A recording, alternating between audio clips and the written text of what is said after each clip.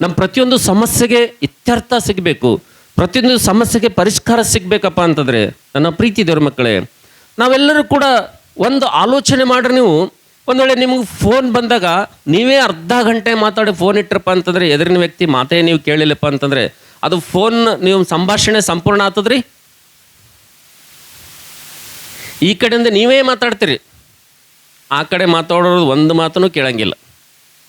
ಅಂದರೆ ಆ ಫೋನ್ ಕಾಲು ಆ ಸಂಭಾಷಣೆ ಪೂರ್ತಿ ಕಂಪ್ಲೀಟ್ ಆಗ್ತದ್ರಿ? ಆಗಲ್ಲಲ್ಲ. ಯಾವಾಗ ಫೋನ್ ಬಂದಾಗ ನೀವು ಮಾತಾಡಿದಾಗ ಎದುರಿನ ವ್ಯಕ್ತಿ ಮಾತನ್ನು ನೀವು ಕೇಳಿದಾಗ ಏನಾಗ್ತದೆ, ಅದು ಸಂಭಾಷಣೆ ಕಂಪ್ಲೀಟ್ ಆಗ್ತದೆ. ಅದು ನಮ್ಮ ಜೀವಿತದಲ್ಲಿ ನಾವು ಹಂಗೆ ಮಾಡಂಗಿಲ್ಲ.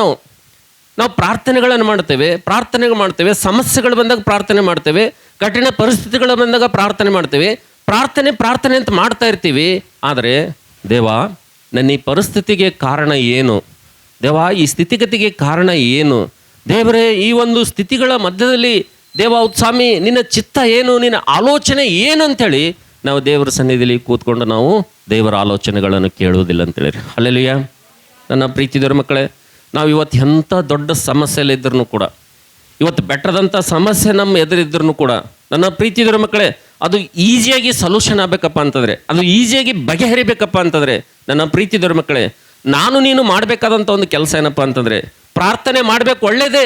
ಪ್ರಾರ್ಥನೆ ಮಾಡಿದ ಮೇಲೆ ಮೊಣಕವ್ರಿಗೆ ಕಣ್ಣು ಮುಚ್ಕೊಂಡು ದೇವರಿಗೆ ಆಲೋಚನೆಯನ್ನು ಕೇಳಬೇಕು. ನಿಮ್ಮೆಲ್ಲ ಪರಿಸ್ಥಿತಿಗಳು ಹೇಳಿದ ನಂತರ, ನಿಮ್ಮ ಪರಿಸ್ಥಿತಿಗಳು ದೇವರಿಗೆ ಹಾಯಿಸಿದ ನಂತರ, ನೀವು ದೇವರಿಗೆ ನಿಮ್ಮ ಹೃದಯ ಭಾರವನ್ನು ಹೊಯ್ದ ಮೇಲೆ ಸ್ವಲ್ಪ ಸಮಯ ತಗೊಂಡು ಮೌನವಾಗಿ ಕೂತ್ಕೊಂಡು ಆ ಪ್ರಾರ್ಥನೆ ಸಮಯದಲ್ಲಿ ಪ್ರಾರ್ಥನೆ ನಿಲ್ಲಿಸಿ ಎಲ್ಲ ವಿಷಯಗಳನ್ನು ದೇವರಿಗೆ ಹೇಳಿ, ದೇವರೇ ನಿಮ್ಮ ಚಿತ್ತ ಏನಪ್ಪ, ದೇವರೇ ನಿಮ್ಮ ಆಲೋಚನೆ ಏನಪ್ಪ ಅಂತೇಳಿ ನೀವು ಕೇಳುವಂಥ ಅನುಭವ ಮಾಡಿ ನೋಡ್ರಿ. ನೀವು ದೇವರು ನಿಮ್ದು ಎಂಥ ದೊಡ್ಡ ಸಮಸ್ಯೆ ಇದ್ರೂ ಕೂಡ, ಎಂಥ ಬೆಟ್ಟದಂಥ ಸಮಸ್ಯೆ ಇದ್ರೂ ಕೂಡ ಅದಕ್ಕೆ ಬಹಳ ಬೇಗನೆ ಅದಕ್ಕೆ ಪರಿಷ್ಕಾರವನ್ನು ದೇವರು ಕೊಡ್ತಾನೆ ಅಂತೇಳಿರಿ. ಹಲ್ಲೆಲೂಯಾ. ನಾನು ನೀನು ಆರಾಧಿಸುವಂಥ ದೇವ್ರು ಎಂಥವನಪ್ಪ ಅಂತಂದರೆ, ತಟ್ಟೆಯಲ್ಲಿ ನೀರು ಹಾಕಿ ಚಂದಮಾಮನ ತೋರಿಸಿ ಚಂದಮಾಮ ತಂದಿನಿ ತಗೋ ಎಂಬುದಾಗಿ ಹೇಳುವಂಥ ದೇವರಲ್ಲ. ಆಶೀರ್ವಾದಗಳನ್ನು ದೇವರಿಂದ ನಾವು ಹೊಂದಿಕೊಳ್ಬೇಕಪ್ಪ ಅಂತಂದರೆ, ದೇವರು ನಮಗೆ ಆಶೀರ್ವಾದಗಳನ್ನು ಕೊಡಬೇಕಪ್ಪ ಅಂತಂದರೆ, ನನ್ನ ಪ್ರೀತಿದವರ ಮಕ್ಕಳೇ, ಮನುಷ್ಯನ ಭೂಮಿ ಮೇಲೆ ಕಾಲುಡೋಕ್ಕಿಂತ ಮುಂಚಿತವಾಗಿ ಮನುಷ್ಯನಿಗೆ ಬೇಕಾಗಿರುವಂಥ ತಿನ್ನುವುದಕ್ಕಾಗಿ, ಆಹಾರ, ಉಸಿರಾಡೋದಕ್ಕಾಗಿ, ಗಾಳಿ, ಕಾಲಿಡೋದಕ್ಕಾಗಿ ಭೂಮಿ ಸಮಸ್ತವನ್ನು ದೇವರು ಕೊಟ್ಟು ಆಮೇಲೆ ಮನುಷ್ಯನನ್ನು ಭೂಮಿ ಮೇಲೆ ತಂದಿಟ್ಟಿದ್ದಾನೆ ಅಂತೇಳಿರಿ. ದೇವರು ನಮಗೆ ಏನು ಬೇಕೆಂಬುದಾಗಿ ಆತನು ಮೊದಲೇ ತಿಳಿದಂಥ ದೇವರಾಗಿದ್ದರಿಂದ ಈ ಲೋಕದಲ್ಲಿ ನಾವು ಗತಿಹೀನರಾಗಿ, ನಿರ್ಗತಿಕರಾಗಿ, ಈ ಲೋಕದಲ್ಲಿ ಭಿಕ್ಷುಕರಾಗಿ, ಏನು ಇಲ್ಲದವರಾಗಿ ಬದುಕಬೇಕು, ಸಾಲಗಾರರಾಗಿ ಸಾಲದಲ್ಲಿ ಒದಾಡಬೇಕು, ರೋಗಿಗಳಾಗಿ ನಾವು ರೋಗದಲ್ಲಿ ಒದಾಡಬೇಕು, ಇದೇ ರೀತಿಗೆ ಕುಗ್ಗಿ ಹೋದಂಥ ಜೀವಿತ ನಮ್ಮದು ಇರಬೇಕು ಅಂತೇಳಿ ದೇವರು ಖಂಡಿತವಾಗಿ ನಿನ್ನನ್ನು ಆರಿಸ್ಕೊಂಡಿಲ್ಲ. ನಮ್ಮ ಜೀವಿತದಲ್ಲಿ ಎಂಥ ಸಮಸ್ಯೆ ಇದ್ರೂ ಕೂಡ ಅದಕ್ಕೆ ತಕ್ಷಣ ಪರಿಹಾರ ನೀಡುವಂಥ ಸೊಲ್ಯೂಷನ್ ಏನಪ್ಪ ಅಂತಂದರೆ ದೇವರು ನಮ್ಮಲ್ಲಿ ಇಟ್ಟಿದ್ದಾನೆ. ನಾನು ನೀನು ಏನು ಮಾಡಬೇಕಪ್ಪ ಅಂತಂದರೆ, ನಮ್ಮ ಜೀವಿತದಲ್ಲಿ ಕಷ್ಟಗಳು ಹೆಚ್ಚಾಗ್ತಾವೆ ನೋಡ್ರಿ, ನಮ್ಮ ಜೀವಿತದಲ್ಲಿ ಸಮಸ್ಯೆಗಳು ಹೆಚ್ಚಾಗ್ತಾವೆ ನೋಡ್ರಿ, ನಮ್ಮ ಜೀವಿತದಲ್ಲಿ ದುಃಖಗಳು ಹೆಚ್ಚಾಗ್ತಾವೆ ನೋಡ್ರಿ, ನಮ್ಮ ಜೀವಿತದಲ್ಲಿ ಸಂದರ್ಭದಲ್ಲಿ ಆದಂಥ ಘಟನೆಗಳಿಗೆ ಮರಳಿ ಆಗ್ತವೆ ಅಂದರೆ, ದುಃಖದ ಮೇಲೆ ದುಃಖ ಬರ್ತಾ ಇದೆಯಪ್ಪ ಅಂದರೆ, ಕಣ್ಣೀರು ಸುರಿಸಿದ ಮೇಲೆ ಮತ್ತೆ ಕಣ್ಣೀರು ನಮಗೆ ಬರ್ತಾ ಇದೆಯಪ್ಪ ಅಂತಂದರೆ, ಇವತ್ತು ನಮ್ಮ ಜೀವಿತದಲ್ಲಿ ಬಾಧೆ ಮೇಲೆ ಬಾಧೆ ಬರ್ತದೆ, ಸಂಕಟಗಳ ಮೇಲೆ ಸಂಕಟಗಳು ಬರ್ತದೆ, ನಿಂದೆ ಆದಮೇಲೆ ನಿಂದೆಗಳು ಬರ್ತದೆ, ಅವಮಾನಗಳಾದ ಮೇಲೆ ಅವಮಾನಗಳು ಬರ್ತದೆ, ಕಷ್ಟಗಳಾದ ಮೇಲೆ ಕಷ್ಟಗಳು ನಮ್ಮನ್ನು ಬೆನ್ನು ಬಿಡದಂತೆ ನಾವು ಅದರಲ್ಲಿ ಕುಗ್ಗಿ ಹೋಗ್ತಾ ಇದ್ದೀವಪ್ಪ ಅಂತಂದರೆ, ನನ್ನ ಪ್ರೀತಿದವರ ಮಕ್ಕಳೇ, ನಾನು ನೀನು ಮಾಡಬೇಕಾದಂಥ ಒಂದು ಕೆಲಸ ಏನಪ್ಪ ಅಂತಂದರೆ, ನಾನು ನೀನು ದೇವರಿಗಿಂತ ಸಂದರ್ಭದಲ್ಲಿ ಆಲೋಚನೆಯನ್ನು ಕೇಳಬೇಕಂತೇಳಿರಿ. ಹಲ್ಲೆಲೂಯಾ. ಏನು ಮಾಡ್ಬೇಕ್ರಿ? ದೇವರಿಗೆ ಆಲೋಚನೆ ಕೇಳಬೇಕ್ರಿ ನಾವು. ಇವತ್ತು ನನ್ನ ಸಂದೇಶ ಭಾಳ ಸರಳವಾಗಿದೆ, ಸಿಂಪಲ್ ಆಗಿದೆ. ಇವತ್ತು ಸತ್ಯವೇದದಲ್ಲಿ ನಾವು ನೋಡ್ತೇವೆ, ನಿಮ್ಮ ಹಾಗೆ ನಮ್ಮ ಹಾಗೆ ಕಷ್ಟಗಳು ಬಂದಂಥ ಸಂದರ್ಭದಲ್ಲಿ, ಬಾಧೆಗಳು ಬಂದಂಥ ಸಂದರ್ಭದಲ್ಲಿ, ಕಷ್ಟಗಳು ಬಂದಾಗ ಕಣ್ಣೀರಿನ ಮೇಲೆ ಕಣ್ಣೀರು ಬಂದಂಥ ಸಂದರ್ಭದಲ್ಲಿ, ಬದುಕು ಜೀವಿತ ಅಂತಕ್ಕಂಥದ್ದು ಮೂರಾಬಟ್ಟೆಯಾದಂಥ ಸಂದರ್ಭದಲ್ಲಿ, ಏನು ಇಲ್ಲದವರಾಗಿ ಅವರೆಲ್ಲವನ್ನು ಕಳೆದುಕೊಂಡಂಥ ಸಂದರ್ಭದಲ್ಲಿ ಕೆಲವೊಂದು ಭಕ್ತರು ದೇವರಿಗೆ ಆಲೋಚನೆಯನ್ನು ಕೇಳಿದ್ದಾರೆ. ಕೆಲವೊಂದು ಭಕ್ತರು ತಮ್ಮ ಸ್ಥಿತಿಯಲ್ಲಿ ಆ ಸ್ಥಿತಿಯಿಂದ ಹೊರಗಡೆ ಬರೋದಕ್ಕೋಸ್ಕರವಾಗಿ ದೇವರಿಗೆ ಆಲೋಚನೆಯನ್ನು ಕೇಳಿದ್ದಾರೆ ಅಂತೇಳಿರಿ. ನಾವು ನೋಡ್ತೇವೆ, ನನ್ನ ಸಂದೇಶದ ಟೈಟಲ್ ಏನಪ್ಪ ಅಂತಂದರೆ, ದೇವರಿಗೆ ಆಲೋಚನೆ ಕೇಳಿದಂಥ ಭಕ್ತರು ಎಂಬುದಾಗಿ ನನ್ನ ಸಂದೇಶದ ಟೈಟಲ್ ಇದೆ. ನಿಮ್ಮ ಎದುರುಗಡೆ ಇವತ್ತು ನಾನು ತರಲಿಕ್ಕೆ ಪ್ರಯತ್ನ ಮಾಡ್ತೀನಿ. ನನ್ನ ಪ್ರೀತಿದವ್ರ ಮಕ್ಕಳೇ, ನಿಮ್ಮ ಜೀವಿತದಲ್ಲಿರುವಂಥ ಸಮಸ್ಯೆಗಳು ಹೀಗೆ ಇರಬೇಕು, ನಿಮ್ಮ ಜೀವಿತದಲ್ಲಿರುವಂಥ ಕಷ್ಟಗಳು ಹೀಗೆ ಇರಬೇಕು, ನಿಮ್ಮ ಜೀವಿತದಲ್ಲಿರುವಂಥ ಶ್ರಮೆಗಳು ಹೀಗೆ ಇರಬೇಕು, ನಿಮ್ಮ ಜೀವಿತದಲ್ಲಿರುವಂಥ ಈ ರೋಗ ಆಗಲಿ, ಸಾಲ ಆಗಲಿ, ಬಡತನ ಆಗಲಿ, ಈ ಹಿಂಸೆ ಯಾವಾಗಲೂ ನಮಗೆ ಹೀಗೆ ಇರಬೇಕು ಅಂತೇಳಿ ದೇವರು ನಿಮ್ಮನ್ನು ಕರೆದಿಲ್ಲ. ನನ್ನ ಪ್ರೀತಿದವ್ರ ಮಕ್ಕಳೇ, ದೇವರು ಸೊಲ್ಯೂಷನ್ ಕೊಡೋದಕ್ಕಾಗಿ ನಮ್ಮನ್ನು ಆಶೀರ್ವಾದ ಮಾಡೋದಕ್ಕೋಸ್ಕರಾಗಿ ದೇವರು ನಮ್ಮನ್ನು ಕರೆದಿದ್ದಾನೆ. ಹಾಗಾಗಿ ನಾವು ನೋಡ್ತೇವೆ, ನನ್ನ ಪ್ರೀತಿದವ್ರ ಮಕ್ಕಳೇ, ದೇವರಿಂದ ಆಶೀರ್ವಾದಗಳನ್ನು ಹೊಂದಿಕೊಳ್ಬೇಕಪ್ಪ ಅಂದರೆ ತಮ್ಮ ಬಾಧೆಗಳಲ್ಲಿ, ಕಷ್ಟಗಳಲ್ಲಿ ದೇವರಿಗೆ ಆಲೋಚನೆಯನ್ನು, ದೇವರಿಗೆ ಪರಿಹಾರವನ್ನು ಕೇಳಿದಂಥ ಕೆಲವೊಂದು ಭಕ್ತರನ್ನು ಇವತ್ತು ನಿಮ್ಮ ಎದುರಿಗೆ ತಂದು ನಿಮ್ಮನ್ನು ಬಲಪಡಿಸ್ಲಿಕ್ಕೆ ನಾನು ಪ್ರಯತ್ನ ಮಾಡ್ತೀನಿ. ನೀವು ಕೂಡ ಜಾಗ್ರತೆಯಿಂದ, ಅಷ್ಟೇ ಶ್ರದ್ಧೆಯಿಂದ ಆ ಮಾತುಗಳನ್ನು ನೀವು ಕೇಳಿದ್ರಪ್ಪ ಅಂತಂದರೆ, ಆ ಮಾತುಗಳು ಕೇಳುವುದು ಮಾತ್ರವಲ್ಲ, ನಿಮ್ಮ ಜೀವಿತದಲ್ಲಿ ಅಳವಡಿಸಿಕೊಂಡು, ಎಸ್, ನಿಜವಾಗಿ ಭಕ್ತರು ತಮ್ಮ ಕಷ್ಟಗಳಲ್ಲಿ, ಭಕ್ತರು ತಮ್ಮ ಶ್ರಮೆಗಳಲ್ಲಿ ದೇವರಿಂದ ಆಲೋಚನೆಯನ್ನು ಕೇಳಿ ತಮ್ಮ ಸಮಸ್ಯೆಗೆ ಪರಿಷ್ಕಾರ ಹೊಂದ್ಕೊಂಡಿದ್ದಾರೆ. ನಾನು ಯಾಕೆ ದೇವರಿಗೆ ಆಲೋಚನೆಯನ್ನು ಕೇಳಬಾರ್ದು ಅಂತೇಳಿ ನಿಮ್ಮ ಜೀವಿತದಲ್ಲಿ ನೀವು ಪ್ರಯತ್ನ ಮಾಡಿ ನೋಡ್ರಿ. ಖಂಡಿತವಾಗಿ ನಿಮ್ಮ ಒಂದು ಸಮಸ್ಯೆಗೆ ದೇವರು ಅತಿ ಬೇಗನೆ ಆತನು ಸೊಲ್ಯೂಷನ್ ಕೊಡ್ತಾನೆ ಅಂತೇಳಿರಿ. Hallelujah, hallelujah.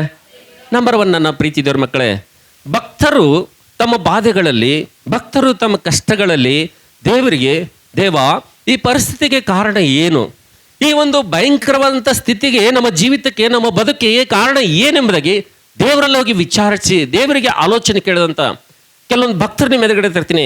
ಅದರಲ್ಲಿ ಮೊಟ್ಟ ಮೊದಲದಾಗಿ ನಂಬರ್ 1 ದಾವೀದನನ್ನು ನಿಮ್ಮ ಎದುರುಗಡೆ ತರ್ತೀನಿ ಅಂತೇಳಿ ನಾವು ನೋಡ್ತೇವೆ. ನನ್ನ ಪ್ರೀತಿದವ್ರ ಮಕ್ಕಳೇ, ದಾವೀದನು ಯಾವಾಗ ಆತನು ತನ್ನ ಒಂದು ಅರಣ್ಯ ಪ್ರಯಾಣವನ್ನು ಮುಗಿಸಿ ಆಶೀರ್ವಾದದ ಕಡೆಗೆ ಯಾವಾಗ ಬರ್ತಾನೋ, ತನ್ನ ರಾಜ್ಯಭಾರವನ್ನು ಯಾವಾಗ ಆತನು ತೆಗೆದುಕೊಳ್ತಾನೋ, ದೇವರು ಕೊಟ್ಟಂಥ ಆಶೀರ್ವಾದಗಳನ್ನು ಆತನು ಹೊಂದಿಕೊಂಡು, ದೇವರು ಮಾಡಿದಂಥ ಎಲ್ಲ ಸಹಾಯಗಳನ್ನು ಆತನು ಪಡೆದುಕೊಂಡು ತನ್ನ ಜೀವಿತದಲ್ಲಿ ನಾವು ನೋಡ್ತೇವೆ, ಆತನು ಆಶೀರ್ವಾದ ಮಾತ್ರ ಅಲ್ಲ, ಇತರರಿಗೆ ಆಶೀರ್ವಾದ ನಿಧಿಯಾಗಿ ಆತನು ಜೀವನ ಮಾಡ್ತಾ ಇರ್ತಾನೆ.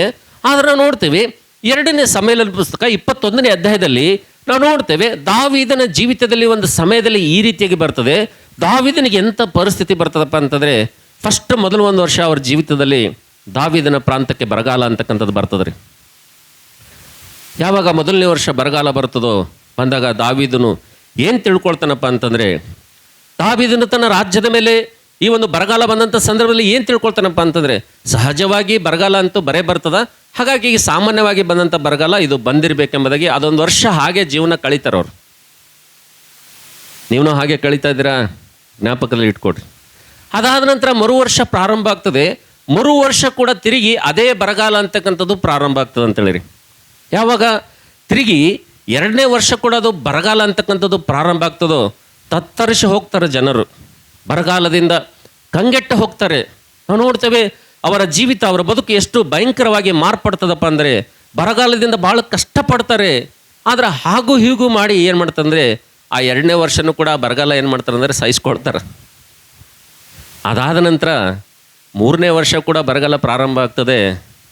ಆವಾಗ ಅವ್ರು ಏನು ಅಂದ್ಕೊಳ್ತಾರೆ ಅಂದರೆ, ಈ ವರ್ಷ ಆದ್ರೂ ಕೂಡ ಕಷ್ಟ ಅನುಭವಿಸಿದೆವಪ್ಪ ಅಂತಂದರೆ, ಇದೊಂದು ವರ್ಷ ಈ ಬರಗಾಲ ನಾವು ತಾಳ್ಕೊಂಡೇವಪ್ಪ ಅಂತಂದರೆ ಮುಂದಿನ ವರ್ಷ ನಮಗೆ ಒಳ್ಳೇದಾಗ್ಬೋದು, ಮುಂದಿನ ವರ್ಷ ನಮಗೆ ಕ್ಷೇಮ ಆಗ್ಬೋದು, ಮುಂದಿನ ವರ್ಷ ನಮಗೆ ದೇವರು ನಮಗೆ ಈ ಬರಗಾಲದಿಂದ ಆತನ ತಪ್ಪಿಸಿ ನಮಗೆ ಸಮೃದ್ಧಿಯನ್ನು ಕೊಡ್ಬೋದು. ಇದೊಂದು ವರ್ಷ ತಾಳ್ಕೊಳ್ಳೋಣ, ಇದೊಂದು ವರ್ಷ ಮುಗಿಸಿದ್ರೆ ಮುಂದಿನ ವರ್ಷ ದೇವರು ನಮಗೆ ಕೊಡ್ಬೋದು ಅಂತೇಳಿ ಸತತವಾಗಿ ದಾವೀದನ ಜನರು 1 ವರ್ಷ ಅಲ್ಲ, 2 ವರ್ಷ ಅಲ್ಲ, 3 ವರ್ಷ ಅವರು ಸತತವಾಗಿ ಬರಗಾಲಕ್ಕೆ ತುತ್ತಾಗ್ತಾರೆ ಅಂತೇಳಿ. ಹಲ್ಲೆಲೂಯಾ. ಯಾವಾಗ ಅವರು 3 ವರ್ಷ ಬರಗಾಲ ಅನುಭವಿಸಿದ ಮೇಲೆ 4ನೇ ವರ್ಷಕ್ಕೆ ಪ್ರವೇಶ ಮಾಡ್ತಾರೋ, ಆ ಸಂದರ್ಭದಲ್ಲಿ ಅವರಿಗೆ ದಿಕ್ಕೇ ತೋಚುವುದಿಲ್ಲ, ದಿಕ್ಕು ಕಾಣುವುದಿಲ್ಲ. ಯಾವ ಕಡೆ ನೋಡಿದ್ರೂ ಕೂಡ ಅವರಿಗೆ ಬಾಗಿಲುಗಳು ಮುಚ್ಚಲ್ಪಟ್ಟಿರ್ತವೆ. ನಾವು ನೋಡ್ತೇವೆ ಆಕಾಶವು, ನಾವು ನೋಡ್ತೇವೆ ಕಬ್ಬಿಣದಂತೆ, ಭೂಮಿಯ ತಾಮ್ರದಂತೆ ನಾವು ನೋಡ್ತೇವೆ. ದೇವರು ಮಾರ್ಪಡಿಸಿ ಭಯಂಕರವಾದಂಥ ಬರಗಾಲದ ಪರಿಸ್ಥಿತಿ ಬಂದಂಥ ಸಂದರ್ಭದಲ್ಲಿ ದಾವೀದನ ಜನರು ಕಂಗೆಟ್ಟು ಹೋಗ್ತಾರೆ ಅಂತೇಳಿರಿ. ಆದರೆ ನನ್ನ ಪ್ರೀತಿ ದೇವ್ರ ಮಕ್ಕಳೇ, ಇಂಥ ಸಂದರ್ಭದಲ್ಲಿ ನಾವು ನೋಡ್ತೇವೆ, ನಾನು ಮೊದಲೇ ಹೇಳಿದೆ, ದೇವರಿಗೆ ಆಲೋಚನೆ ಕೇಳಿದಂಥ ಕೆಲವೊಂದು ಭಕ್ತರು ನಿಮ್ಮ ಎದುರುಗಡೆ ತರ್ತೀನಿ ಎಂಬುದಾಗಿ ನಾನು ಹೇಳಿದೆ. ಇವತ್ತು ನಾನು ಮೊದಲನೇ ವ್ಯಕ್ತಿ ಯಾರಪ್ಪ ಅಂತಂದರೆ ದಾವೀದನನ್ನು ನಿಮ್ಮ ಎದುರುಗಡೆ ತರ್ತೀನಿ. ಯಾವಾಗ 3 ವರ್ಷ ಅವ್ರ ಕಷ್ಟಗಳನ್ನು ಅನುಭವಿಸಿ, 3 ವರ್ಷ ಆ ಒಂದು ಕೊರತೆಗಳನ್ನು ಅನುಭವಿಸಿ, 3 ವರ್ಷ ಆ ಶಾಪಗ್ರಸ್ತವಂಥ ಜೀವಿತವನ್ನು ದಾವೀದನು ತನ್ನ ಜನರು ಅನುಭವಿಸಿ, 4ನೇ ವರ್ಷ ಅವ್ರಿಗೆ ಏನು ಗೊತ್ತಾಗ್ತದಪ್ಪ ಅಂದರೆ, ಈಗ ನಾವು ಒಂದು ವೇಳೆ ಇದೇ ಕಷ್ಟದಲ್ಲಿ ಹೋಗ್ಬೇಕಪ್ಪ ಅಂತಂದರೆ, ಇದೇ ಶ್ರಮೆಯಲ್ಲಿ ಹೋಗ್ಬೇಕಪ್ಪ ಅಂತಂದರೆ, ಇದೇ ಬರಗಾಲದಲ್ಲಿ ನಾವು ಹೋಗ್ಬೇಕಪ್ಪ ಅಂತಂದರೆ ಇದು ಆಗ್ಲಾರ್ದ ಮಾತು, ಇದು ಸಾಧ್ಯ ಇರಲಾರ್ದ ಮಾತು. ಒಂದು ಕೆಲಸ ಮಾಡೋಣ, ನಾವೆಲ್ಲರೂ ಹೋಗಿ ದೇವರಿಗೆ ವಿಚಾರಣೆ ಮಾಡೋಣ ಎಂಬುದಾಗಿ, ದೇವರಿಗೆ ಆಲೋಚನೆ ಕೇಳೋಣ ಎಂಬುದಾಗಿ ದಾವೀದನು ತೀರ್ಮಾನ ಮಾಡ್ತಾನೆ ಅಂತೇಳಿ. ಹಲ್ಲೆಲೂಯಾ. ಬನ್ನಿ ಆ ವಚನ ಓದೋಣ ನಾವೆಲ್ಲರೂ ಕೂಡ. ನಿಮ್ಮ ಸತ್ಯವೇದವನ್ನು 2 ಸಾಮುವೇಲ 2ನೇ ಸಾಮುವೇಲನ ಪುಸ್ತಕದ ಕಡೆಗೆ ನಿಮ್ಮ ಸತ್ಯವೇದವನ್ನು ತಿರುಗಿಸ್ರಿ. ಒಂದು ಬಹಳ ಅದ್ಭುತವಾದಂಥ ಮಾತು. ದಾವೀದನು ಅಂಥ ಸಂದರ್ಭದಲ್ಲಿ ದಾವೀದನು ಯಾವ ರೀತಿಗೆ ದೇವರಿಂದ ಆತನು ಪರಿಹಾರವನ್ನು ಹೊಂದಿಕೊಂಡನೆಂಬುದಾಗಿ ದೇವರ ವಾಕ್ಯದಲ್ಲಿ ನಾವು ನೋಡ್ತೇವೆ.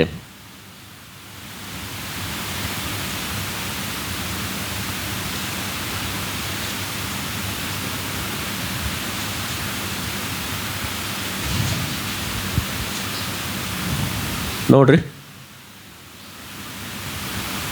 ಮೊದಲನೇ ಸಮ್ಮೇಳದ ಅಥವಾ ಎರಡನೇ ಸಮ್ಮೇಳದ ನೋಡ್ರಿ, ನಿಮಗೆ ಸಿಕ್ಕರೆ ನನಗೆ ಸಹಾಯ ಮಾಡಿರಿ. ಅದೇ 21ನೇ ಅಧ್ಯಾಯ ಮೊದಲನೇ ಸಮ್ಮೇಳ ಅಥವಾ ಎರಡನೇ ಸಮ್ಮೇಳ ನೋಡ್ರಿ. ಯಾಕಂದ್ರೆ ನೀವು ಸ್ವಲ್ಪ ಕ್ಲಾಸ್ ವರ್ಕ್ ಮಾಡಿರಿ. ಏನು ಎರಡನೇ ಸಮ್ಮೇಳ ಓದ್ರಮ್ಮ. ಎಷ್ಟು? 21:1. ಓದ್ರಿ. ದಾವೀದನು ಆ ಕಾಲದಲ್ಲಿ ದಾವೀದನು ಆ ಕಾಲದಲ್ಲಿ 3 ವರ್ಷಗಳವರೆಗೆ ಬಿಡದೆ ಬರವಿತ್ತು. ದಾವೀದನು ಯೆಹೋವನನ್ನು ವಿಚಾರಿಸಲು ಆತನು ಸೌಲನು ಗಿಬ್ಯೋನರನ್ನು ಕೊಲ್ಲಿಸಿದರಿಂದ ಅವನ ಮೇಲೆಯೂ ಅವನ ಮನೆಯವರ ಮೇಲೆಯೂ ರಕ್ತ ಅಪರಾಧವಿರುತ್ತದೆ ಎಂದು ಉತ್ತರ ಕೊಟ್ಟನು. ಹಲ್ಲೆಲೂಯಾ.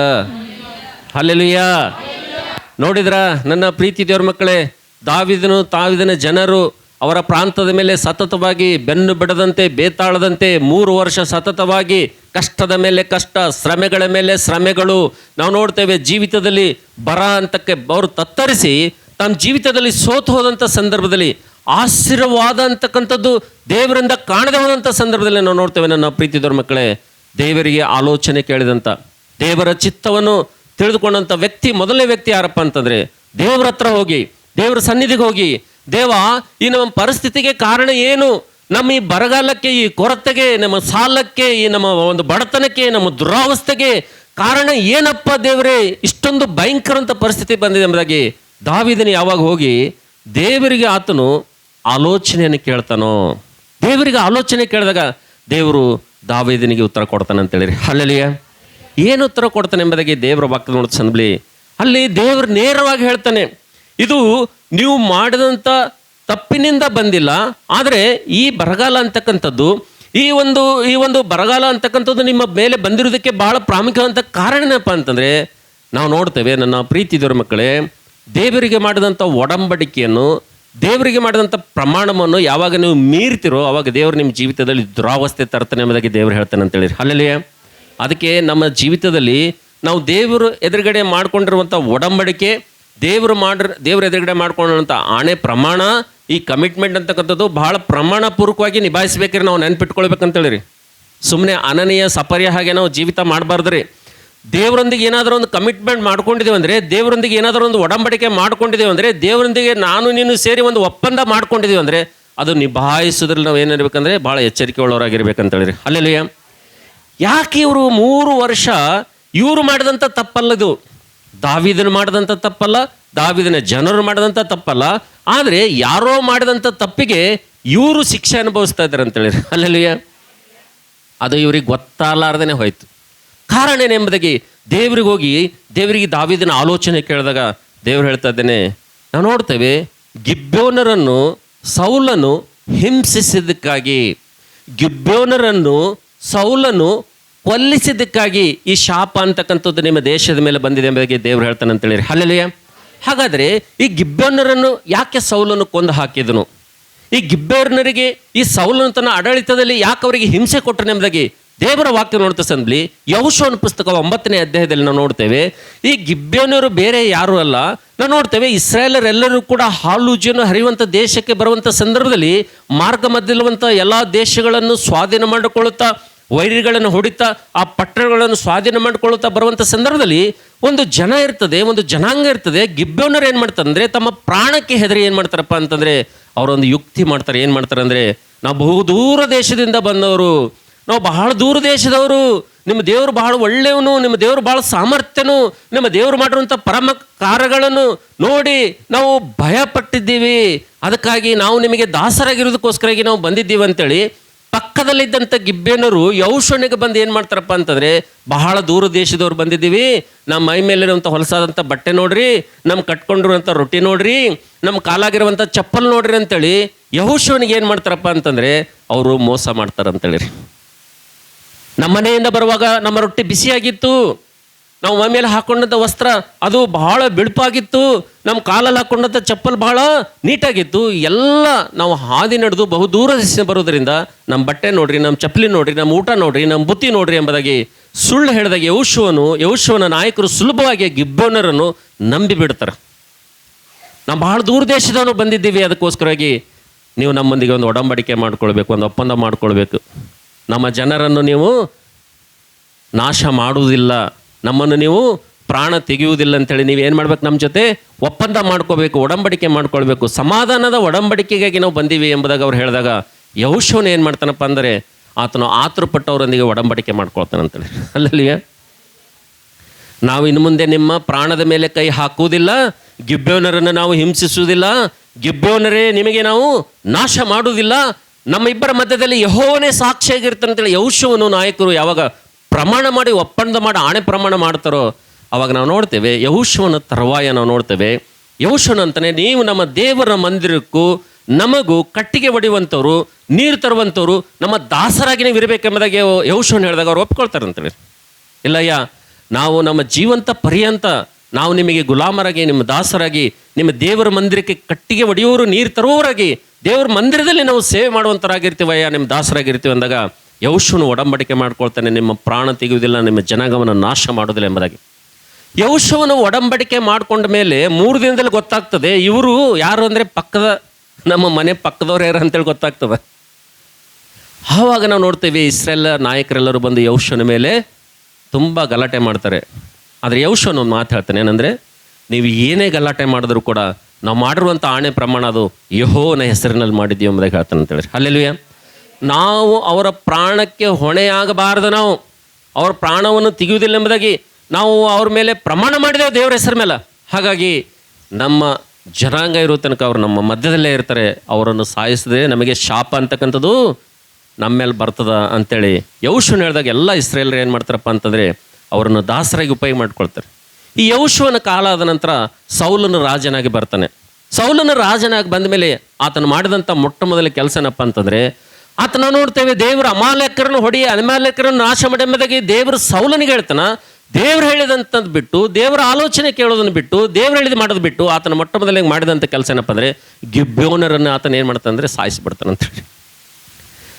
ಯಾವಾಗ ಗಿಬ್ಯೋನರನ್ನು ಸೌಲನ ತನ್ನ ಆಡಳಿತದಲ್ಲಿ ಸಾಯಿಸ್ತಾನೋ, ಹಿಂಸಿಸ್ತಾನೋ, ದೇಶದಿಂದ ಅಟ್ಟಿ ಬಿಡ್ತಾನೋ, ಆವಾಗ ಶಾಪ ಅಂತಕ್ಕಂಥದ್ದು ಇಸ್ರಾಯೇಲರ ಮೇಲೆ ಬರ್ತದೆ ಅಂತೇಳಿ. ಅಲ್ಲೆಲ್ಲಯ್ಯ, ಸೌಲನ ಹೋದ ತಕ್ಷಣ ದಾವೀದನ ರಾಜನಾಗ್ತಾನೆ.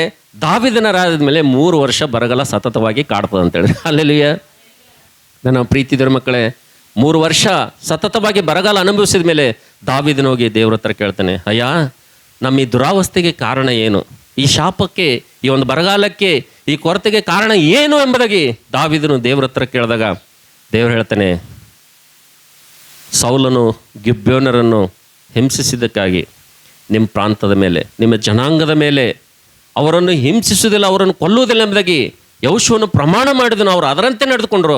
ಆದರೆ ಸೌಲನು ಬಂದು ಏನು ಮಾಡಿದನಪ್ಪ ಅಂದರೆ ಅವರನ್ನು ಸಾಯಿಸಿದ್ರಿಂದ ಅದರ ಶಾಪನ ಮೇಲೆ ಬೆಳೆದ ಎಂಬುದಾಗಿ ದೇವರು ಹೇಳಿದಂಥ ಸಂದರ್ಭದಲ್ಲಿ ಈಗ ಏನು ಮಾಡ್ಬೇಕು ನಾವು ಅಂತ ದಾವೀದನಿಗೆ ಕೇಳ್ತಾನೆ ರೀ. ಈಗ ನಾವು ಏನು ಮಾಡ್ಬೇಕು? ನಮ್ಮ ಮೇಲಿರುವಂಥ ಈ ಶಾಪ ಹೋಗಬೇಕು, ನಮ್ಮಲ್ಲಿರುವಂಥ ಈ ಒಂದು ಬಡತನ ಹೋಗಬೇಕು, ನಮ್ಮ ಮೇಲಿರುವಂಥ ಈ ಬರಗಾಲ ಹೋಗಬೇಕು, ಇದೆಲ್ಲ ಹೋಗಿ ನಾವು ಸಮೃದ್ಧಿಯಾಗಿ ನಿನ್ನಿಂದ ಆಶೀರ್ವಾದ ಹೊಂದಬೇಕಂದ್ರೆ ಅಪ್ಪ ನಾವು ಏನು ಮಾಡ್ಬೇಕೆಂಬುದಾಗಿ ದೇವರಿಗೆ ಆಲೋಚನೆ ಕೇಳ್ತಾನೆ. ದೇವರ ಆಲೋಚನೆ ಹೇಳ್ತಾನೆ, ಏನಿಲ್ಲ, ಸೌಲನಲ್ಲಿ ಉಳಿದಿರುವಂಥ 7 ಜನ ಮಕ್ಕಳನ್ನು ಏನು ಮಾಡ್ರಿ, ಒಯ್ದು ಗಿಬ್ಯೋನರಿಗೆ ಒಪ್ಪಿಸ್ಬಿಡ್ರಿ ಅಂತ ಹೇಳ್ತಾನೆ. ಯಾರ ಮಕ್ಕಳಿಗೆ ಒಪ್ಪಿಸ್ಬೇಕು? ಸೌಲನಿಗೆ ಉಳಿದಿರುವಂಥ 7 ಜನ ಮಕ್ಕಳನ್ನು ಒಯ್ದು ನೀನು ಯಾರಿಗೆ ಒಪ್ಪಿಸ್ಬೇಕು? ಗಿಬ್ಯೋನರಿಗೆ ಒಪ್ಪಿಸ್ಬೇಕು ನೀನು ಅಂತ ಹೇಳ್ತಾರೆ. ನಾವು ನೋಡ್ತೇವೆ ನನ್ನ ಪ್ರೀತಿದವ್ರ ಮಕ್ಕಳೇ, ದೇವರು ಹೇಳಿದಂತೆ ಗಿಬ್ಯೋನರು ಕೂಡ ಆತನ ಕೇಳ್ತಾನೆ, ಅಪ್ಪ ನಿಮಗೆ ಏನು ಮಾಡ್ಬೇಕಂತೀರಿ, ನಮ್ಮ ದೇಶದ ಮೇಲೆ ಶಾಪ ಹೋಗಿ ಆಶೀರ್ವಾದ ಬರ್ಬೇಕಂದ್ರೆ ನಿಮಗೆ ಏನು ಮಾಡ್ಬೇಕಂತೀರಿ ಹೇಳ್ರಿ ಎಂಬುದಾಗಿ ದಾವೀದನು ಕೂಡ ಅವ್ರಿಗೆ ಕೇಳ್ತಾನೆ. ದಾವೀದನೇ ಕೇಳಿದಾಗ ಅವ್ರು ಇದೇ ಸೇಮ್ ಆನ್ಸರ್ ಕೊಡ್ತಾರೆ, ನೀವು ಏನು ಮಾಡಬೇಡ್ರಿ, ಯಾಕಂದರೆ ಇಸ್ರಾಯೇಲರನ್ನು ಹೊಡೆಯುವಂಥ ಸಾಯಿಸುವಂಥ ಹಕ್ಕು ಅಧಿಕಾರ ನಮಗಿಲ್ಲ. ನೀವೇನು ಮಾಡಬೇಡ್ರಿ, ಜಸ್ಟ್ ಸೌಲನ 7 ಮಕ್ಕಳಿಗೆ ನಮಗೆ ಕೊಟ್ಬಿಟ್ರೆ ಅಂತಾರೆ ಅಷ್ಟೇ.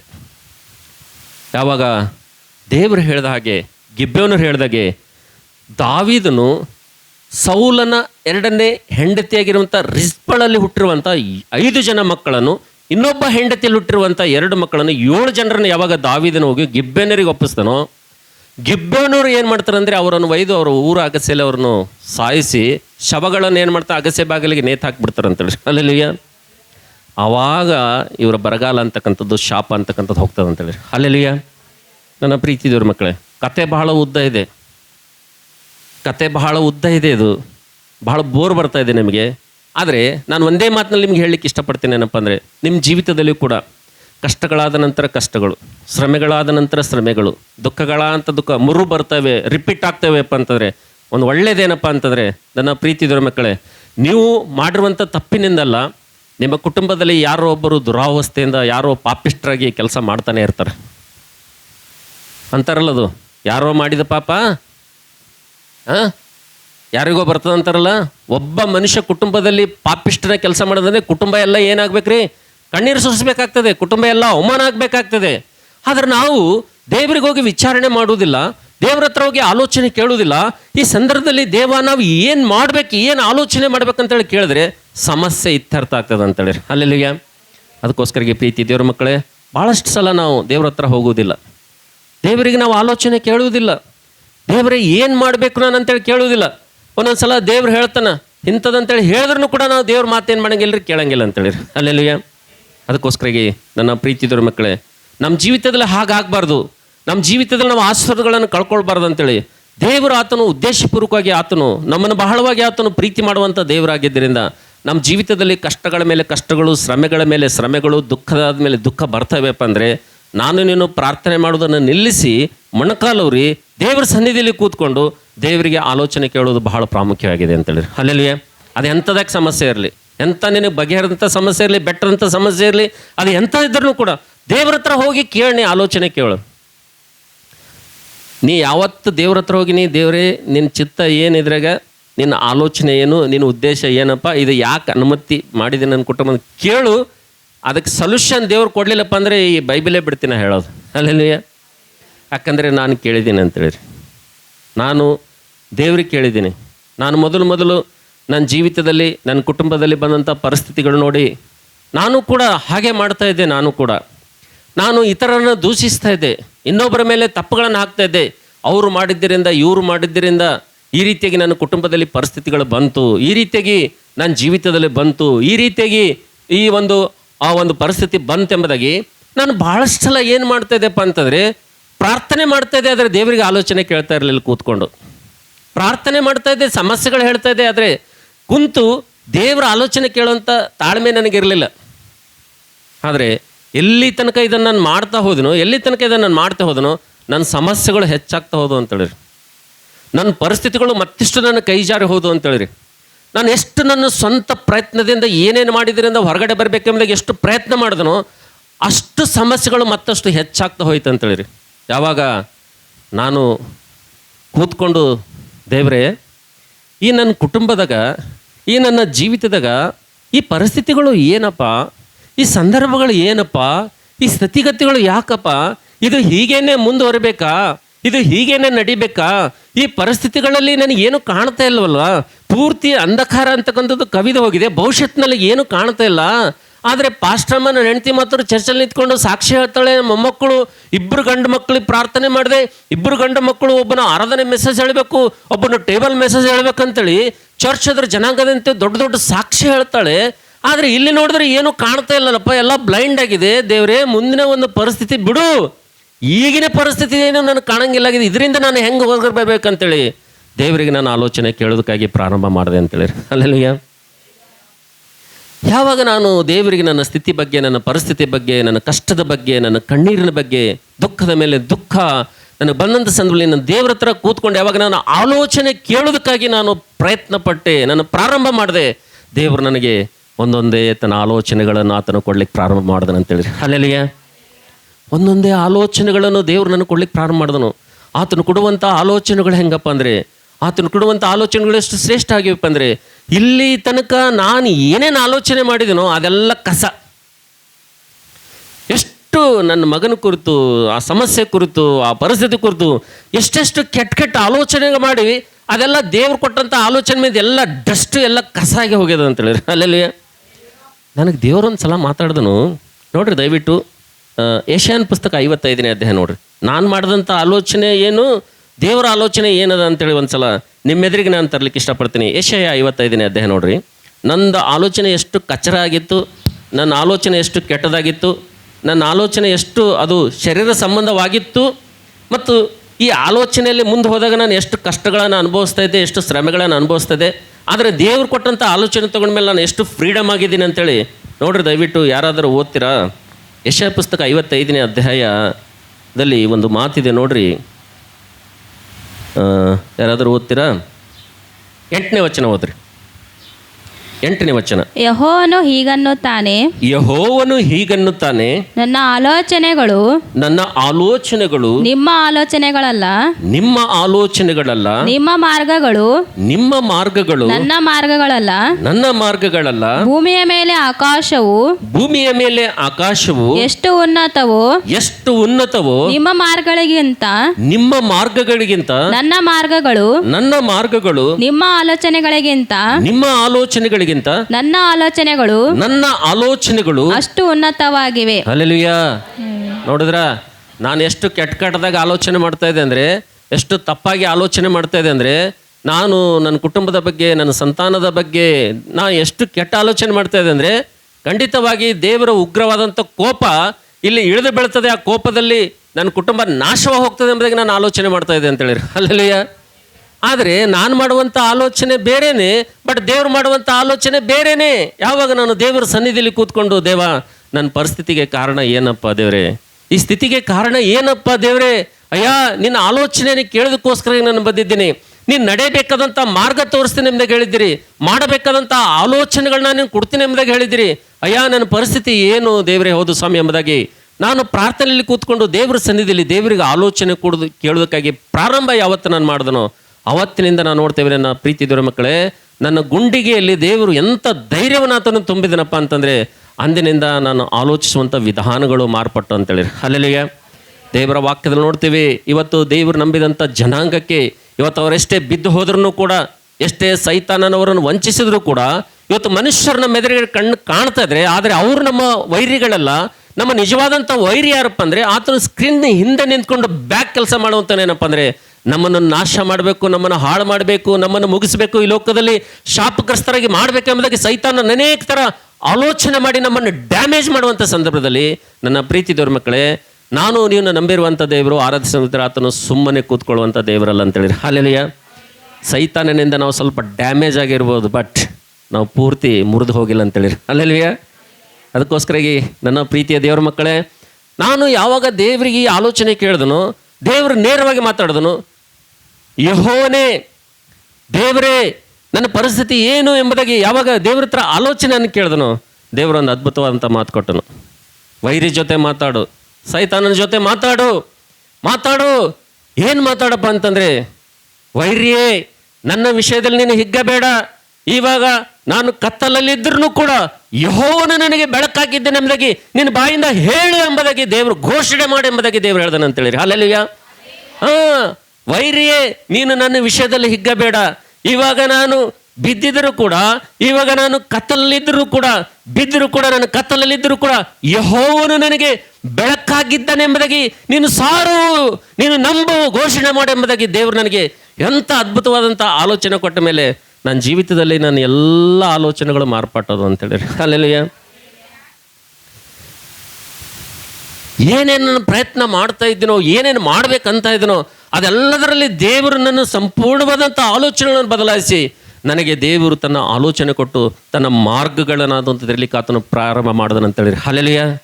ನನ್ನ ಪ್ರೀತಿ ದೇವರ ಮಕ್ಕಳೇ, ನನ್ನ ಇಕ್ಕಟ್ಟಿನ ಸಂದರ್ಭದಲ್ಲಿ, ಬಿಕ್ಕಟ್ಟಿನ ಸಂದರ್ಭದಲ್ಲಿ ನಾನು ಒಂದು ವೇಳೆ ಮಾತಾಡಿದ್ದನ್ನೇ ಮಾತಾಡುತ್ತಾ, ಆಡಿದ್ದನ್ನೇ ಆಡ್ತಾ, ಅದನ್ನೇ ಜ್ಞಾಪಕ ಮಾಡಿಕೊಳ್ತಾ, ನನ್ನ ಜೀವಿತದಲ್ಲಿ ದಾವಿದನ ಜನರು ಅವರು ಈ ವರ್ಷ ಆಗ್ಬೋದು, ಮುಂದಿನ ವರ್ಷ ಆಗ್ಬೋದು, ಮುಂದಿನ ವರ್ಷ ಬರ್ಬೋದು, ಮುಂದಿನ ವರ್ಷ ಆಗ್ಬೋದು ಅಂತೇಳಿ ನಾನು ಒಂದು ವೇಳೆ ಸುಮ್ಮನೆ ಕೂತಿದ್ದಪ್ಪ ಅಂದರೆ ಇಷ್ಟು ಸಂತೋಷವಾಗಿ ನಿಮ್ಮ ಎದುರು ಜೀವನ ಮಾಡ್ಲಿಕ್ಕೆ ನನಗೆ ಆಗ್ತಾ ಇರಲಿಲ್ಲ ಅಂತೇಳಿ. ಹಲ್ಲೆಲೂಯಾ. ಇಷ್ಟು ಸಂತೋಷವಾಗಿ ನಿಮ್ಮ ಎದುರುಗಡೆ ನಿಂತ್ಕೊಳ್ಳಿಕ್ಕೆ ನನಗೆ ಆಗ್ತಾ ಇರಲಿಲ್ಲ. ಬಟ್ ನಾನು ಮಾಡಿದಂಥ ಕೆಲಸ ಏನಪ್ಪ ಅಂತಂದರೆ, ಇಲ್ಲ ನಾನು ದೇವ್ರ ಹತ್ರ ಹೋಗ್ಬೇಕು, ನಾನು ದೇವರಿಗೆ ಆಲೋಚನೆ ಕೇಳಬೇಕು ನಾನು ಅಂತೇಳಿ ಗಂಟೆಗಟ್ಟಲೆ ಕೂತ್ಕೊಂಡು ದೇವ್ರ ಸನ್ನಿಧಿಯಲ್ಲಿ ನಾನು ದೇವರ ಆಲೋಚನೆಯನ್ನು ಕೇಳಿದ್ದೀನಿ ಅಂತೇಳಿ. ಅಲ್ಲೆಲ್ಲಿಯ ಅಪ್ಪ ಮಾತಾಡು, ದೇವರೇ ಮಾತಾಡು, ನನ್ನ ಪರಿಸ್ಥಿತಿ ಬಗ್ಗೆ ಮಾತಾಡು, ನನ್ನ ಕುಟುಂಬದ ಬಗ್ಗೆ ಮಾತಾಡು, ನನ್ನ ಮುಂದಿನ ಪೀಳಿ ಬಗ್ಗೆ ಮಾತಾಡು, ನನ್ನ ಸಂತಾನದ ಬಗ್ಗೆ ಮಾತಾಡು, ಪರಿಸ್ಥಿತಿ ಹೀಗಿದೆ, ನಿನ್ನ ಆಲೋಚನೆ ಏನೆಂಬುದಾಗಿ ದೇವ್ರ ಸನ್ನಿಧಿಯಲ್ಲಿ ಕೂತ್ಕೊಂಡು ದೇವರ ಆಲೋಚನೆ ಕೇಳೋಂಥ ಸಂದರ್ಭದಲ್ಲಿ ದೇವರು ನನಗಿಂದ ಬಂದಂಥ ಉತ್ತರ ಏನಪ್ಪ ಅಂತಂದರೆ, ದೇವರು ಆತನು ಕತ್ತಲಲ್ಲಿದ್ದರೂ ಕೂಡ ಯೆಹೋವನು ನಿನಗೆ ಬೆಳಕಾಗಿದ್ದಾನೆ ಎಂಬುದಾಗಿ ದೇವರು ಕೊಟ್ಟಿದ್ದಾನೆ ಅಂತೇಳಿ. ಅಲ್ಲೆಲ್ಲೂಯ್ಯ. ಅದಕ್ಕೋಸ್ಕರ ಈ ಪ್ರೀತಿಯ ದೇವ್ರ ಮಕ್ಕಳೇ, ನಿಮ್ಮ ಜೀವಿತದಲ್ಲಿ ಕೂಡ ಮುಂದೆ ಚಲೋ ಆಗ್ಬೋದು, ಮುಂದಿನ ವರ್ಷ ಆಗ್ಬೋದು ಅಂತೇಳಿ ಸುಮ್ಮನೆ ಕೂತ್ಕೊಳ್ಬೇಡ್ರಿ. ಕಷ್ಟದಲ್ಲಿ ಕಣ್ಣೀರಿನಲ್ಲಿ ಮುಂದೆ ಹೋಗಬೇಡ್ರಿ.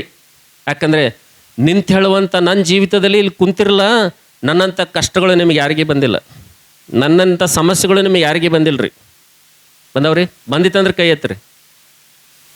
ಯಾರಿಗೂ ಬಂದಿಲ್ಲ ಇಲ್ಲಿ ಕುಂತವ್ರಿಗೆ.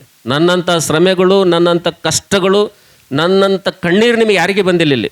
ಬಟ್ ಆ ಬಂದಂಥ ಸಮಸ್ಯೆಗಳು ಎಂಥ ಭಯಂಕರವಂಥ ಪರಿಸ್ಥಿತಿಗಳ ಮಧ್ಯದಲ್ಲಿ ಕೂಡ ಇವತ್ತು ದೇವರು ಇಷ್ಟೊಂದು ಧೈರ್ಯ ಕೊಟ್ಟಿದ್ದಾನಪ್ಪ ಅಂತಂದರೆ ಕಾರಣ ಏನಪ್ಪ ಅಂತಂದರೆ ಆತನ ಆಲೋಚನೆ ಅಂತೇಳಿರಿ. ಅಲ್ಲೆಲ್ಲೂಯ್ಯ. ಅದಕ್ಕೋಸ್ಕರಾಗಿ ದಾವೀದನ ಏನು ಮಾಡಿದನಪ್ಪ ಅಂತಂದರೆ ದೇವರ ಹತ್ರ ಹೋಗಿ ಆಲೋಚನೆ ಕೇಳಿದನು. ದಾವೀದನ ಆತನಿಗೆ ಹೇಳಿದನು, ಸಮಸ್ಯೆಗೆ ಪರಿಷ್ಕಾರ ಕೊಟ್ಟೇ ಬಿಟ್ಟನಂತೇಳಿ. ಅಲ್ಲೆಲ್ಲೂಯ್ಯ. ಸೌಲನ 7 ಜನ ಮಕ್ಕಳನ್ನು ಇದು ಗಿಬ್ಯೋನ್ಯರಿಗೆ ಕೊಟ್ಟ ತಕ್ಷಣ ನಾವು ನೋಡ್ತೇವೆ ಇವರ ಮೇಲಿದ್ದಂಥ ಶಾಪ ಎಲ್ಲ ಹೊರಟು ಹೋಯ್ತು ಎಂಬುದಾಗಿ ನೋಡ್ತೇವೆ ಅಂತೇಳಿ. ಅಲ್ಲೆಲ್ಲೂಯ್ಯ. ದಾವೀದನ ಜನರು ಅದ್ಭುತವಾದಂಥ ಆಶೀರ್ವಾದಗಳನ್ನು ದೇವರಿಂದ ಅವರು ಹೊಂದಿಕೊಂಡ್ರೆ ಎಂಬುದಾಗಿ ನೋಡ್ತೀವಿ. ಅದಕ್ಕೋಸ್ಕರ ಈ ಮೌನವಾಗಿ ಕೂತ್ಕೊಳ್ಬೇಡ ಪ್ರೀತಿ ದೇವ್ರ ಮಕ್ಕಳೇ. ಪರಿಸ್ಥಿತಿಗಳು ಕುಟುಂಬದಲ್ಲಿ ನಡೀತೇವೆ ಅಂತೇಳಿ ಹಾಗೆ ಅವುಗಳಿಗೆ ಅವಕಾಶ ಕೊಡಬೇಡ್ರಿ. ನೀವು ಆದಷ್ಟು ಬೇಗನೆ ದೇವರ ಆಲೋಚನೆ ಕೇಳಿ ಅದರಿಂದ ಹೊರಗಡೆ ಬರ್ರಿ. ಅಲ್ಲೆಲ್ಲೂಯ್ಯ. ಅದಕ್ಕೆ ಸತ್ಯವೇದದಲ್ಲಿ ನಾವು ನೋಡ್ತೇವೆ, ದೇವರಿಗೆ ಆಲೋಚನೆ ಕೇಳಿದಂಥ ಭಕ್ತರಲ್ಲಿ ಮೊದಲನೇ ಭಕ್ತ ಯಾರಪ್ಪ ಅಂತಂದರೆ ದಾವೀದನು. 2ನೇ ಸಮಯದಲ್ಲಿ 21ನೇ ಅಧ್ಯಾಯದಲ್ಲಿ ಕೂಡ ತನಗೂ ತನ್ನ ಜನರಿಗೆ ಬಂದಂಥ ಕಷ್ಟ ಪರಿಹಾರ ಆಗಬೇಕಾದ್ರೆ ದೇವರಿಂದ ಆಲೋಚನೆ ಕೇಳಿ ಅದರಿಂದ ಪರಿಹಾರ ಹೊಂದಿನು.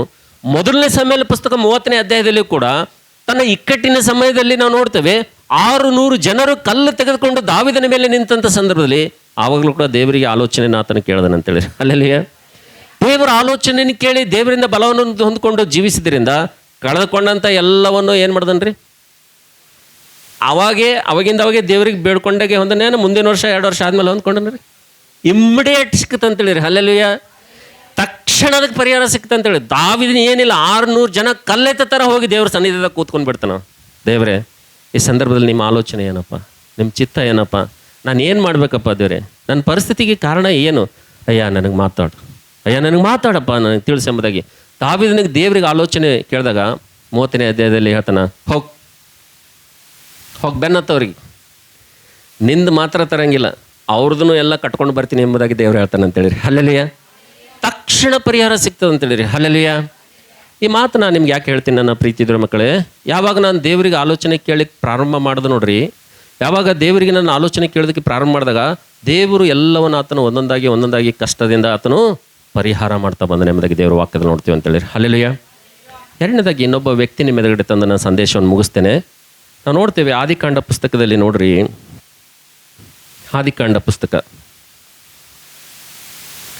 ಆದಿಕಾಂಡದಲ್ಲಿ ಇನ್ನೊಬ್ಬ ವ್ಯಕ್ತಿಯನ್ನು ನಿಮ್ಮ ಎದುರುಗಡೆ ತಂದು ನನ್ನ ಸಂದೇಶವನ್ನು ನಾನು ಮುಗಿಸ್ತೇನೆ.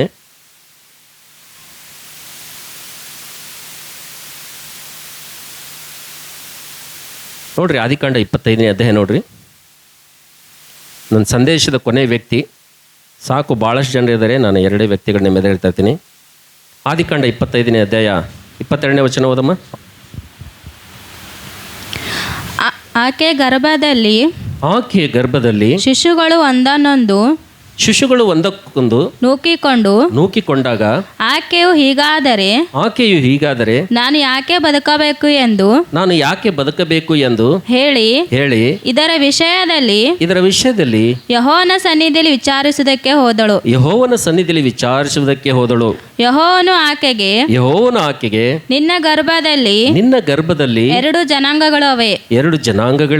ಆ 2 ಜನಾಂಗಗಳು ಜನ್ಮಾರಭ್ಯ ವಿರೋಧದಿಂದ ಭೇದವಾಗುವವು. ಅವುಗಳಲ್ಲಿ ಒಂದು ಮತ್ತೊಂದಕ್ಕಿಂತ ಬಲಿಷ್ಠವಾಗುವುದು. ಹಿರಿಯದು ಕಿರಿಯದಿಗೆ ಸೇವೆ ಮಾಡುವುದು ಎಂದು ಹೇಳಿದನು. ಹಲ್ಲೆಲೂಯಾ. ನೋಡಿದ್ರ, ಇಲ್ಲಿ ರೆಬೆಕ್ಕಳ ಜೀವಿತ ನಾವು ನೋಡ್ತಾ ಇದ್ದೇವೆ. ರೆಬೆಕ್ಕ ಜೀವಿತದಲ್ಲಿ ನೋಡ್ತೇವೆ, ಆಕೆ ಬಸುರಿ ಇದ್ದಾಗ ಅವಳಿ ಜವಳಿ ಮಕ್ಕಳು ಹೊಟ್ಟೆಯಲ್ಲಿ ಇರ್ತವೆ. ಅಂಥ ಸಂದರ್ಭದಲ್ಲಿ ಏನು ಬಾಧೆ, ಏನು ಸಂಕಟ ಅಂದರೆ ರೆಬೆಕ್ಕಳಿಗೆ ಆ ಕೂಸುಗಳು ಹೊಟ್ಟೆಯಲ್ಲಿ ಒಂದಕ್ಕೊಂದು ಏನು ಮಾಡ್ಲತ್ತವಂತ್ರಿ, ಫೈಟ್ ಮಾಡ್ಲತ್ತವಂತ್ರಿ. ಏನು ಮಾಡ್ಲತ್ತವಂತ, ಕೂಸುಗಳು ಎರಡಕ್ಕೂ ಒಂದಕ್ಕೊಂದು ಏನು ಮಾಡ್ಲತ್ತವ, ಹೊಟ್ಟೆದಾಗ ಏನು ಮಾಡ್ತಾವ, ಫೈಟ್ ಮಾಡ್ಲತ್ತವ. ಏನು ಫೈಟ್ ಮಾಡ್ತಾವ ಅಂದ್ರೆ, ನಾ ಮೊದಲು ಹೋಗ್ತೀನಿ ನೀ ಮೊದಲು ಹೋಗ್ತೀನಿ, ನಾ ಮೊದಲು ಹೋಗ್ತೀನಿ ನೀ ಮೊದಲು ಹೋಗ್ತೀನಿ ಅಂದ್ರೆ ನಾ ದೊಡ್ಡ ಹೋಗ್ಬೇಕು ನಾ ದೊಡ್ಡ ಹೋಗ್ಬೇಕು. ಎರಡು ಎಲ್ಲಿ ಹೊಡೆದಾಡ್ಲತ್ತವ, ತಾಯಿ ಹೊಟ್ಟೆಗೆ ಹೊಡೆದಾಡ್ಲತ್ತವ.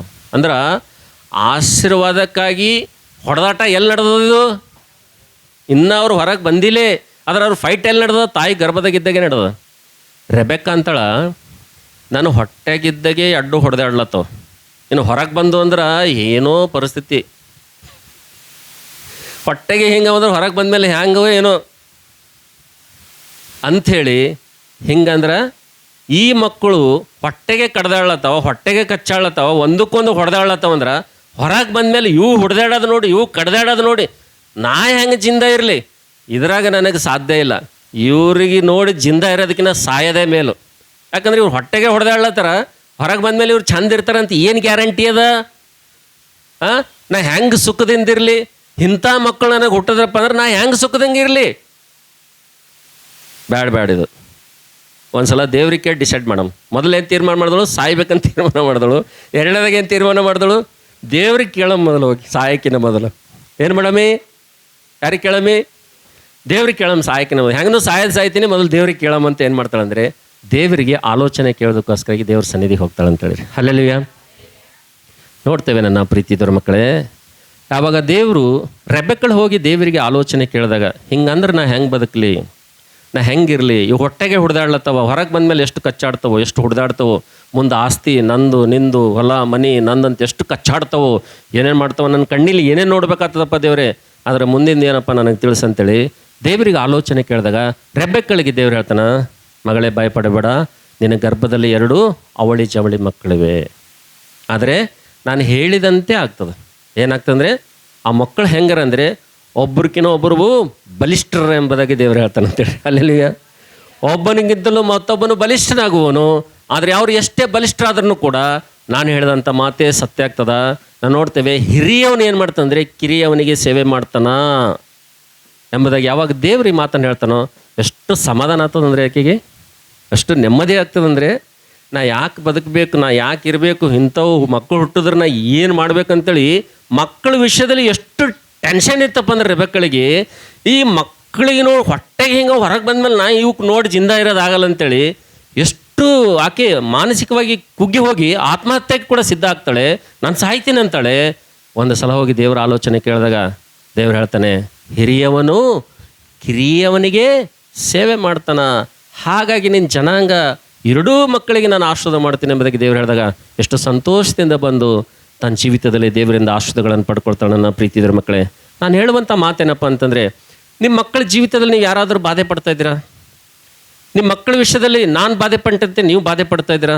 ಮಕ್ಕಳು ರಕ್ಷಣೆ ಹೊಂದ್ತಾ ಇಲ್ಲ, ಮಕ್ಕಳು ಕೆಟ್ಟ ಮಾರ್ಗದಿಂದ ಬರ್ತಾ ಇಲ್ಲ, ಮಕ್ಕಳು ಯಾವುದು ಅವ್ರ ಜೀವಿತದಲ್ಲಿ ಒಳ್ಳೇದಂತಕ್ಕಂಥದ್ದಿಲ್ಲ, ಮಕ್ಕಳದು ಟೆಸ್ಟಿಮನಿ ಸರಿಯಾಗಿಲ್ಲ, ಮಕ್ಕಳ ಸಾಕ್ಷಿ ಸರಿಯಾಗಿಲ್ಲ, ಮಕ್ಕಳು ಚೆನ್ನಾಗಿಲ್ಲ, ಮಕ್ಕಳ ವಿಷಯದಲ್ಲಿ ಯಾರಾದರೂ ಒಂದು ವೇಳೆ ನೀವು ಬಾಧೆ ಪಡ್ತಾ ಇದ್ದೀರಪ್ಪ ಅಂತಂದರೆ, ಒಂದು ನಿಮ್ಗೆ ಒಳ್ಳೆ ಮಾತು ಹೇಳ್ತೀನಿ ಏನಪ್ಪ ಅಂತಂದರೆ, ನಿಮ್ಮ ಮಕ್ಕಳ ಸಲುವಾಗಿ ಯಾವ ವಿಷಯದಲ್ಲಿ ನೀವು ಬಾಧೆ ಪಡ್ತಾ ಇದ್ದೀರಲ್ರಿ, ನೀವು ಹೋಗಿ ಯಾವ ಮಕ್ಕಳ ವಿಷಯದಲ್ಲಿ ಬಾಧೆ ಪಡ್ತಾಯಿದ್ರಿ, ಯಾವ ಮಕ್ಕಳ ವಿಷಯದಲ್ಲಿ ಸಂಕಟ ಪಡ್ತಾಯಿದ್ರಿ, ಯಾವ ಮಕ್ಕಳ ಭವಿಷ್ಯತ್ತು ನಿಮಗೆ ಬ್ಲೈಂಡಾಗಿ ಕಾಣ್ತಾ ಇದೆ, ಹೋಗೊಂದ್ಸಲ ದೇವ್ರ ಸನ್ನಿಧಿಗೆ ದೇವರಿಗೆ ಆಲೋಚನೆ ಕೇಳ್ರಿ, ಪರ್ಫೆಕ್ಟಾಗಿ ದೇವ್ರು ನಿಮ್ಗೆ ಆನ್ಸರ್ ಮಾಡ್ತಾನೆ ಅಂತೇಳಿರಿ. ಹಲ್ಲೆಲೂಯಾ.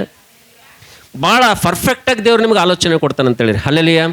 ದೇವ್ರು ಕೊಟ್ಟಂಥ ಆಲೋಚನೆ ನಿಮ್ಮ ಹೃದಯದಲ್ಲಿ ಬಂತಲ್ರಿ, ನಿಮ್ಮ ಮಕ್ಕಳು ಎಂಥವ್ರಿದ್ರೂ ಕೂಡ ನೀವು ಸೈತಾನಿಗೆ ಚಾಲೆಂಜ್ ಹಾಕ್ತೀರಿ ನೀವು. ಹಲ್ಲೆಲೂಯಾ. ಈಗಿರುವಂಥದ್ದು ಅದು ಮುಕ್ತಾಯ ಅಲ್ಲ, ಒಬ್ಬ ವ್ಯಕ್ತಿಯ ಪ್ರಾರಂಭಕ್ಕಿಂತ ಅಂತ್ಯ. ಸೈತಾನನಿಗೆ ನಮ್ಮ ಮಕ್ಕಳ ಅಂತ್ಯ ತೋರಿಸ್ಲತ್ತಾನಷ್ಟೇ, ಸೈತಾನ ನಮ್ಮ ಪರಿಸ್ಥಿತಿಗಳು ನಮ್ಮ ಅಂತ್ಯ ತೋರಿಸ್ಲಂದ್ರೆ ನಾವೇನು ಮಾಡ್ಕ ಅವನ ಅಂತ್ಯ ತೋರಿಸ್ಬೇಕು ನಾವು. ಅಲ್ಲೆಲ್ಲೂಯ್ಯ. ಅವನ ಅಂತ್ಯ ಏನದ ಗೊತ್ತದ ರೀ, ಆರದ ಬೆಂಕಿ ದೇವ್ರು ಏನು ಮಾಡ್ಯಾನ, ಆತನಿಗೋಸ್ಕರ ಏನು ಮಾಡಿದಾನ, ಸಿದ್ಧಪಡಿಸಿದಾನ. ಅದಕ್ಕೋಸ್ಕರ ಮಕ್ಕಳ ವಿಷಯದಲ್ಲಿ ಯಾರಾದರೂ ಒಂದು ವೇಳೆ ಬಾಧೆ ಪಡ್ತಾ ಇದ್ರಪ್ಪ ಅಂತಂದರೆ